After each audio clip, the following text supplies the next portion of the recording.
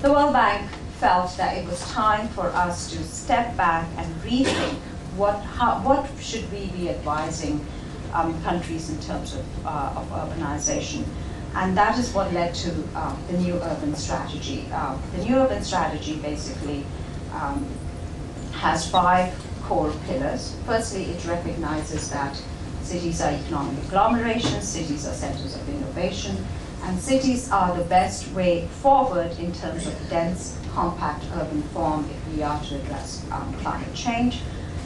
And that no country has reached middle income status without being at least 70% urbanized.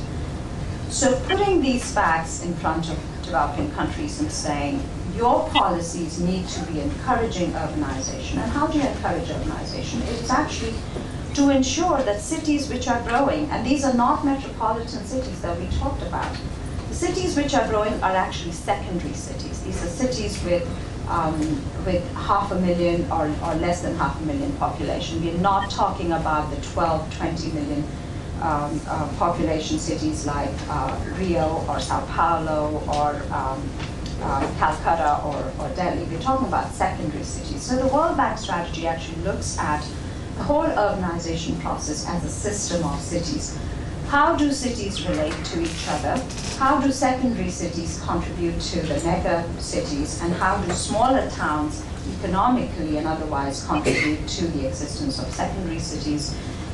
How do these economic agglomerations work? What kind of clustering takes place? We find that large metropolitan cities are actually emptying out because industry and manufacturing is moving to secondary cities because land prices are too high, taxes are too high. So firstly, understanding that trend, and secondly, what kind of policies can actually help with the process of urbanization. And this is where the World Bank has actually 5 business lines. And at the core of those business lines is, of course, municipal management and finance. And today, the session was devoted to finance. So if a city does not have the capacity or the means to be financially sustainable, then there's no way that it can actually provide services to its citizens and attract industries and other economic activities to it. So that's at the core. Secondly, we feel that a city has to have pro-poor policies.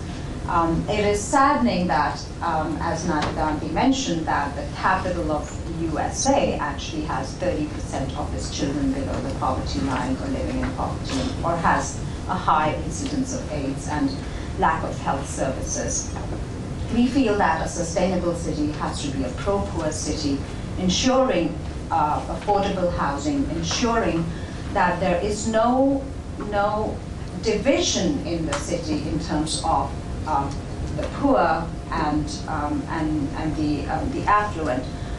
And this kind of bridging the urban divide is basically how far do you have to travel to work. And we find in most developing countries that it's the poor who live at the outskirts, it's the poor who take 3 hours on a public transport to make it to their work in the morning and 3 hours to get back. So what kind of public transport and other policies should cities put together to be actually pro-poor cities? Secondly, looking, and that also includes slums and how do you actually move from informal to formal settlements. Secondly, looking at actually local economic development, urban regeneration. Thirdly, looking at land and land planning, and land planning is one of the key ways to actually ensure that a city grows in the right form and actually provides services. So these are the few thrusts or business lines for World Bank lending. We also actually look at ourselves as a knowledge institution, bringing global best practice to the cities that we work with. We like to create, we have actually created networks of mayors because cities actually learn from other cities. And it's not just developed cities learning from developed cities, which we call, North learning from the North and South learning from the North. No, we find that it's a South-South learning, a North-North learning, and South-North learning. In fact, the city of New York learned about cash transfers to the poor to encourage education and to encourage kids to go to school from the cash transfers in Mexico City. It wasn't that Mexico City learned about cash transfers from New York. So the flow of knowledge and best practice is both ways, and the bank does consider urban development as a major thrust of its development work. Thank you.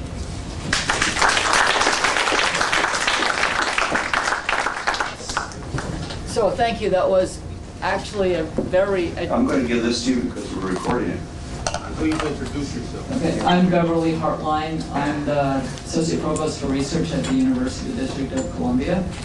And I learned a lot from this set of presentations. I'm a scientist, and so these kinds of things aren't ones that I'm thinking about all the time. But I had a question for you, Professor Slack. When you listed the functions and obligations that every city had, I noticed education was not on that list at all.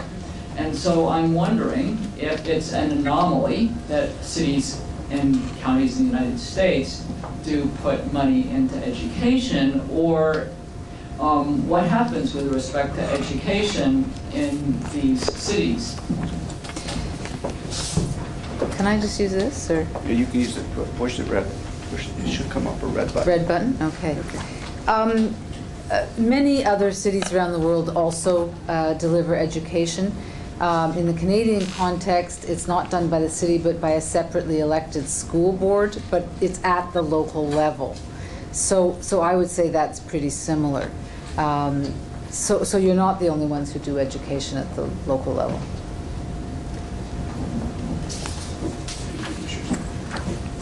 Hello, my name is David Jones. I was many years ago financial advisor for urban development at the World Bank. And one reason for coming here today was because I am a great admirer of Dr. Gandhi and his work in the District of Columbia. If you look at this handout which was made about the improvement in the city, you will see that it begins in 1992. In 1991, I made a presentation to the House District Committee which was set to authorize $700 million to be borrowed to cover accumulated operating deficits. And I said then that the finances of the District of Columbia were about as bad as can possibly be imagined, and what was proposed was contrary to everything that I have learned in local government finance, and I've been in that business for 50 years now. So in a sense, I was partly responsible for getting Dr. Gandhi's job. I want to commend to you the one unifying principle which was regarded as missing from the overview of the capital cities and federal systems, and I think it applies to practically every local government unit, and that is there has to be independence of a chief financial officer. I don't speak from just experience, but from a common law ruling in 1906 in Britain, where it was stated the chief financial officer of a local government is responsible fiduciarily to the taxpayers and may not plead the orders of the council to perform any illegal or unethical act.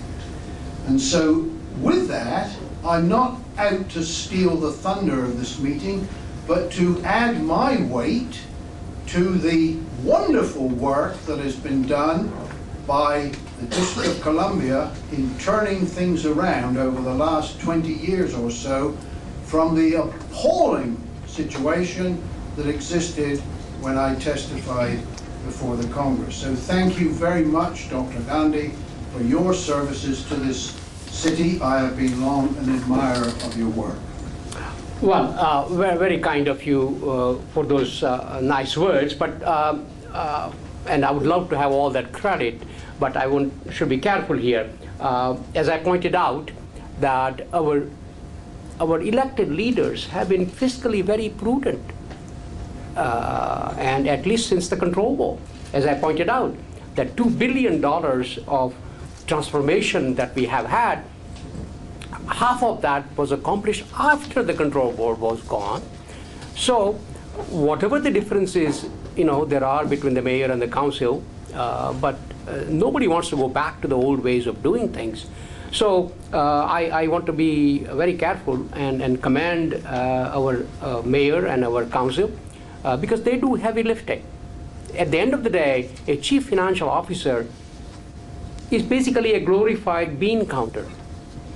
And so I want to be careful that at the end of the day, it is they who have to make a tough decision for which they have to face an electorate, as we found out last Tuesday. I have a question, and let me ask you first. You've heard about how, you know how the DC operates with this independent financial. Is this a model for developing countries? We see that central governments in developing countries are clawing back a lot of the decentralization because they're worried about local governments running amok. And if you want to comment, or maybe you need to root back as well. I can, go ahead. Did you want to go ahead? No, I think he directed it. Why don't you start? Here we go. Well, I think what DC did in terms of getting to this level of balanced budget and financial stability is really exceptional, if not miraculous, I would say. So should we move to this kind of a model in developing countries where the federal governments are clawing back from the cities? Perhaps yes, but I think what is also important is the political economy in which that would work and the kind of systems which are already in place. I mean, in a given political economy, would a central board be respected? Would a CFO be seen as a permanent person unless the Congress actually removes him? I'm not sure. I think those are very, very, I would say, not just sufficient, but necessary conditions for the success of DC's finances. Oh, well, I would say 2 points. One, that yes, I think district has been spectacularly successful with this model of the independent CFO. And we do have visitors from other states and other cities who have heard about this and say, well, how does it work? And when they find out that the CFO, not elected, has extraordinary powers, that we can say no to the mayor or elected leadership, that they don't like at all. They do not want to compromise the powers of a mayor. Imagine that every legislation has to come to the chief financial officer for certification. Imagine that our revenue estimator tells you exactly, you shall spend no more than this.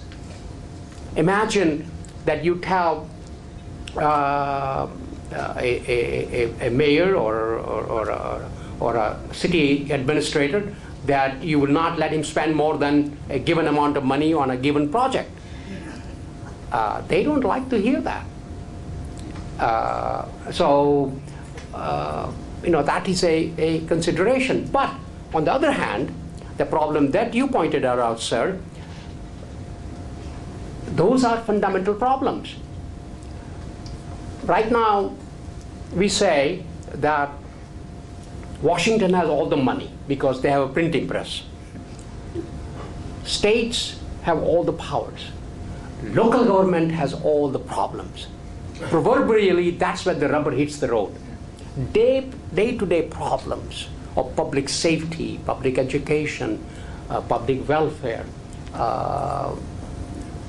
and way the economy of these cities have been devised now, we are all moving towards the San Francisco model where we have in the city either the very rich or very poor. As I pointed out, east of the river we have among the poorest communities in the country in the census tracts. West of the park we have among the richest communities in the country. Middle class has been washed out of the city, and now we are gradually bringing them back. So we have eroded the tax base of central cities of America. We have been exceptionally lucky. I mean, I've been critical of the federal government for not contributing to the city's needs, but at the same time, as Norton can tell you, that we have been lucky that we have a federal government, that technically we have not felt the recession here. Since December '07, we have generated 11,000 new jobs, high-paying jobs, because of the federal government. Of course, our unemployment level keeps growing up because those jobs require the skills that our population, working population, doesn't have. Imagine that the nation's capital has adult illiteracy of 36%. Let me repeat. Adult illiteracy of 36%, meaning more than 1 out of 3 adults cannot read or write to get any job anywhere. This is in the year 2011. Imagine that. So the problems are profound. And I guarantee you they're equally bad in Baltimore, in Philadelphia, in St. Louis, New Orleans, and worst of all in Detroit. So we do have a fundamental problem with our urban core, and that needs to be resolved. We have created a relatively permanent underclass, and that needs to be addressed. I sort of thought I'd go a little later on because I'm still thinking about an answer. You know, it's a difficult question, and there are trade-offs, obviously. I mean, in the case of the cities we looked at, we were looking at capital cities. There's a clear national interest in capital cities. And so this model, I think, works best in that context. If we're looking at local autonomy, we would say, okay, here's, and I don't have to tell you this, Bob, here's the expenditure assignment, here are the responsibilities you're in charge of, here are the revenue tools that are available to you, and hopefully there's a match between the revenue tools and the expenditure assignments. Go to it. You're elected. If your people don't like it, they'll throw you out. But it doesn't always work that way in practice. So it's a difficult line between letting that local autonomy happen without, you know, Father knows best standing over you telling you how to do it. So I have a lot of trouble with it. Maybe for a transitional period, but I can't see it as a model for all cities everywhere. There is one problem here for the Washington, and maybe other cities have similar problems, that there is an inherent bias against Washington in the rest of the country. Every legislator, federal legislator, congressman, senator, usually runs against Washington. So if the funding is to be given from the Congress, imagine this, that $1 million is available.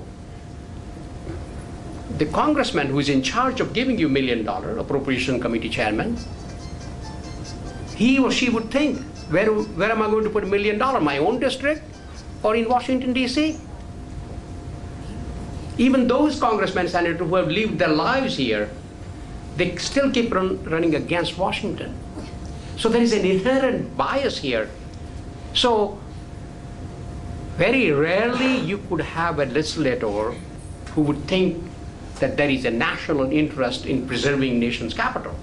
I give you an example. Senator Moynihan was one legislator who thought this as our nation's capital. When President Kennedy was inaugurated, his inauguration parade was from Capitol to the White House.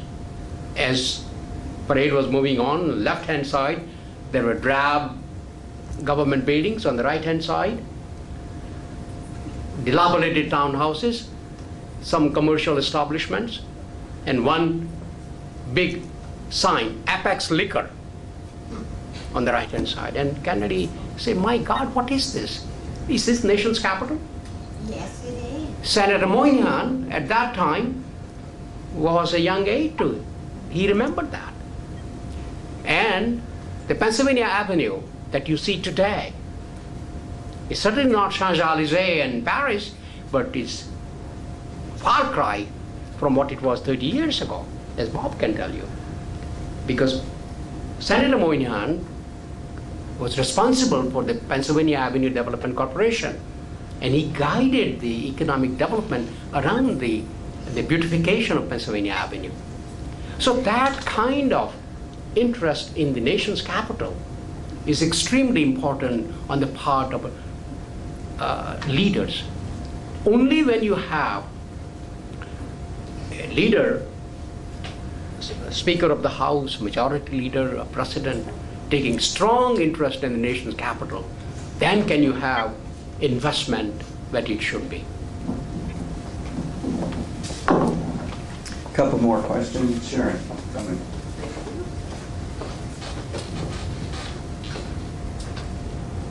Sharon Terrell, Associate Professor of Economics here at the University of the District of Columbia.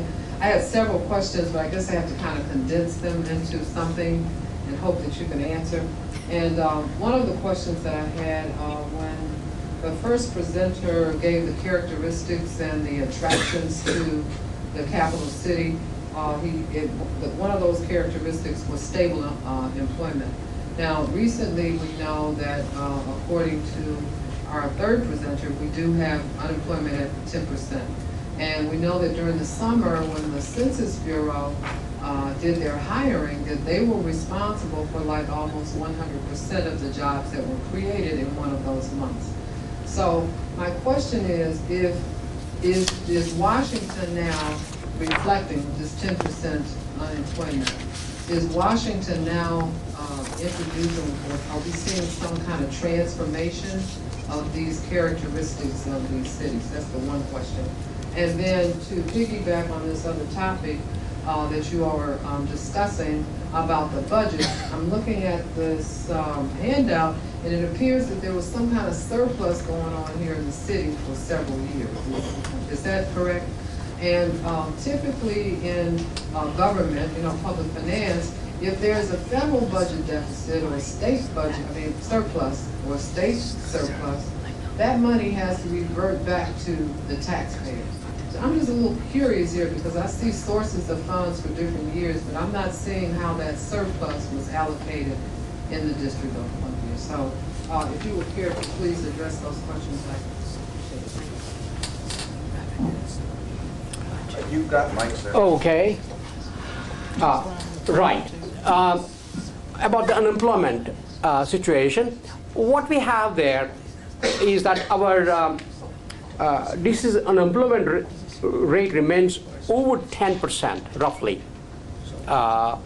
And yes, it was around 12% in January of 2010, and the census did help to some extent. But our problem is not jobs. Jobs are being created, as I pointed out, 11,000 new jobs since December 07. Our problem is that the skills that are required for those jobs, our residents do not have those skills. And that is why I applaud the UDC's effort to establish a community college here. The major emphasis of the college would be to provide skills, ready skills for jobs. For example, healthcare industry is one example where you could have numerous thousands of jobs that are available for which they have to go to Virginia, NOAA, to get people employed here because our residents do not have those skills. As to the surplus, yes, we have substantial surpluses, but as you can see from that chart, that surplus, if you can look at it, is simply our fund balance is a saving account. and we have been saving money by creating surpluses. And we have been using it because